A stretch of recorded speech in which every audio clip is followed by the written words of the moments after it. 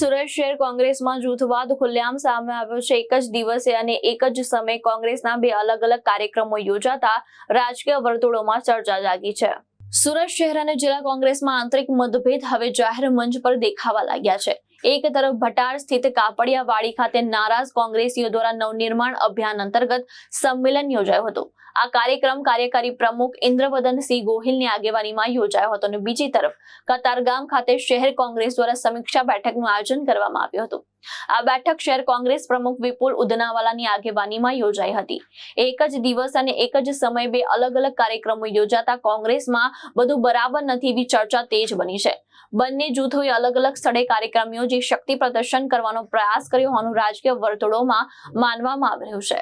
આ સમગ્ર ઘટનાએ સુરત કોંગ્રેસના આંતરિક જૂથવાદને ફરી એકવાર જાહેર કરી દીધો છે।